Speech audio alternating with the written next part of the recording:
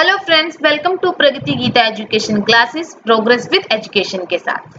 Friends, आज मैं आपको टीचिंग एप्टीट्यूड्स के एमसीक्यू कराने जा रही हूँ जो पार्ट 2 है। पार्ट फर्स्ट में पहले ही करा चुकी हूँ। अगर आपने वीडियो नहीं देखी तो प्लीज उसे देख लीजिएगा। तो पार्ट 2 हम स्टार्ट करते हैं और नेक्स्ट क्वेश्चंस पे चलते हैं। Why would you like to ask question from the student about manner? किसी भी मैनर पे एज ए टीचर आप स्टूडेंट से क्वेश्चन क्यों पूछोगे या क्यों पूछना पसंद करोगे? देखते हैं क्यों पसंद करते हैं। In order to know whether they are listening carefully और नॉट, ये जानने के लिए कि वो ध्यान से सुन रहा है कि नहीं। हो सकता है लेकिन बिना सारे आंसर पढ़े क्वेश्चन को जवाब नहीं देना है। बेस्ट आंसर ही इसका राइट आंसर होगा, तो इसे ऑर्डर में रखते हैं। दूसरा, in order to know who among the student in high level of intelligence, ये जानने के लिए कि इसमें से कौन ज्यादा इंटेलिजेंट है इसलिए आप क्वेश्चन पूछते हो, ये तो बिल्कुल नहीं होगा।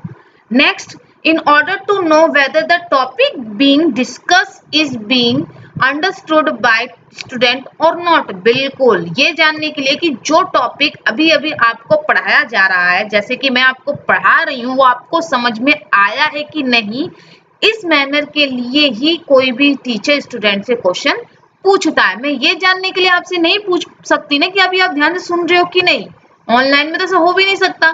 लेकिन क्या ये, और ना ही मैं इसलिए आपसे क्वेश्चन पूछूंगी कि आप कितने इंटेलिजेंट हो। मैं इसीलिए क्वेश्चन आपसे पूछूंगी एज ए टीचर कि आपको जो मैं भी टॉपिक पढ़ा रही हूँ वो समझ में आ रहा है कि नहीं आ रहा है। सिंपल है। ये जानने के लिए करूंगी क्या कि स्टूडेंट की हेल्प करने के लिए। देखो, हेल्प तो होती है लेकिन मेन टॉपिक किसी भी क्वेश्चन का पूछने का यही होता है कि आपको कुछ चीजें समझ में आ रही है कि नहीं। हेल्प की बात की बात होती है। ठीक है फ्रेंड्स, चलिए तो नेक्स्ट क्वेश्चन पे चलते हैं। इसका राइट आंसर इज थर्ड। चलिए अब नेक्स्ट पे चलते हैं। एक मिनट। हाँ, in order to teach a subject it would be best for teachers, यानी अगर कोई सब्जेक्ट वो पढ़ा रहा है टीचर तो उसके लिए बेस्ट क्या होगा ये जान लेना।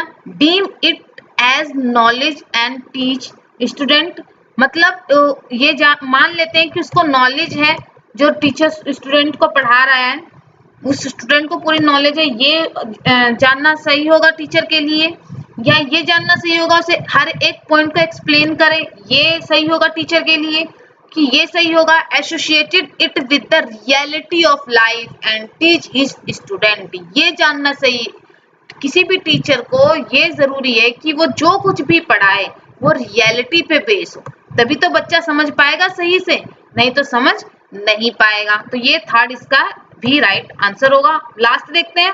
टीच इट, उसे पढ़ाए as if her were giving sermons, मतलब किसी तरह का कोई उपदेश दे रहा हो इसलिए पढ़ा रहा हो, ऐसा तो नहीं होना चाहिए। तो right answer is third. Reality को देखते हुए ही, उसको सोचते हुए भी बेस्ट तरीका है किसी भी टीचर का टीच करने का। ठीक है फ्रेंड्स, तो अब नेक्स्ट क्वेश्चन पे चलते हैं। क्वेश्चन है हमारा ये रहा। One solution to make a class teaching more effective and meaningful is the following. इनमें से कौन सा सोल्यूशन है, इनमें से कौन सा सोल्यूशन है जो टीचिंग को और इफेक्टिव बना देता है? देखते हैं।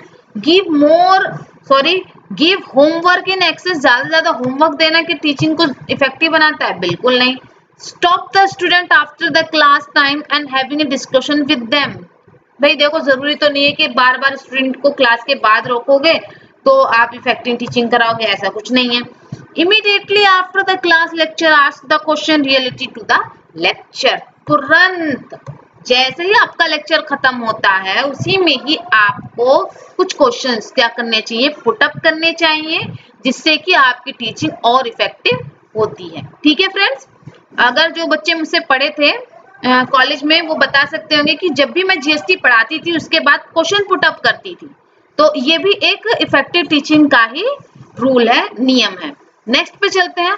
Tell the student that if they have not understood the lesson you will teach the same once again. देखो, ऐसा तो पॉसिबल नहीं कि अगर आपको समझ में नहीं आए, बार बार पॉसिबल नहीं है, समझ में नहीं आए तो वो आपको दोबारा से पढ़ाएगी। देखिए ठीक है, पढ़ाना अलग बात है, लेकिन इस बार बार ऐसा होना संभव नहीं है। इससे अच्छा है कि अगर आपको इफेक्टिव टीचिंग करनी है तो इमीडिएट क्वेश्चंस के बाद चैप्टर के बाद, लेक्चर के बाद तुरंत क्वेश्चन पुट अप कीजिए। समझ में आ जाएगा कि कितने बच्चों को समझ में आया और कितना नहीं। तो right answer is third, an effective teaching most important है किसी भी टीचिंग क्वेश्चन एग्जाम के लिए। ठीक है फ्रेंड्स, चलिए सारे सही लगते हैं लेकिन होता है ये कोई बेस्ट सही होता है, सबसे मोस्ट इंपोर्टेंट। यहाँ देखिए इसमें तो आपको याद ही करना पड़ेगा। Who from among the following, who किसने कहा है कि from the following among the following has stated motivation is the art of generating interest in the mind of student। किसने ये वर्ड कहा है? ये कहा है थॉमस ने। देखो इसमें तो आपको याद ही करना पड़ेगा क्योंकि ये नेम है और नेम आपको याद ही करने पड़ेंगे। ठीक है फ्रेंड्स, तो नेक्स्ट पे चलते हैं। And last, why do you like teaching work? बताइए क्यों पसंद करोगे आप टीचिंग वर्क? आप खुद बताइए क्यों? क्योंकि student do not remain naughty in the presence of teacher. अच्छा जी, ऐसा तो कभी नहीं होता, और ज्यादा नोटी हो जाते हैं। योर मतलब इसके कहने का मतलब ये है कि क्या बच्चे टीचर के सामने नोटी नहीं होते, शरारतें नहीं करते हैं? ऐसा तो कुछ नहीं है, इसलिए आप टीचर बनना पसंद करोगे? ऐसा नहीं है। Your parents had told you that it is a dignified profession. क्योंकि आपके पेरेंट्स ने कहा है क्योंकि ये बहुत ही अच्छा प्रोफेशन है, आपको इसे करना चाहिए। ये कोई रीजन नहीं है टीचिंग वर्क करने का, इसलिए आप कोई टीचिंग पसंद नहीं करोगे। नेक्स्ट है, you have no interest in future learning and in order to learn earn a living. क्योंकि आपको लर्निंग में कोई इंटरेस्ट नहीं है तो आप क्या करोगे, आप इसे लिविंग के रूप में रखोगे, मतलब क्योंकि हमें जीवन यापन करना है इसके लिए आप पढ़ाओगे। ऐसे तो कुछ नहीं है। The person keep on reading a lot in this profession. सही बात है, इस प्रोफेशन में पढ़ना बहुत पड़ता है। अगर जो पर्सन रीडिंग का अच्छा मोटिव रखता है वही ये प्रोफेशन चूज कर सकता है। तो राइट आंसर इज 4। फ्रेंड्स, ये वीडियो आपको कैसी लगी प्लीज कमेंट करके बताइएगा, और इसकी और भी नेक्स्ट मतलब और भी पार्ट आते रहेंगे, तो आप जुड़े रहिएगा चैनल के साथ और प्लीज सब्सक्राइब करना ना भूलें। And thank you. जय हिंद, जय भारत। Thank you.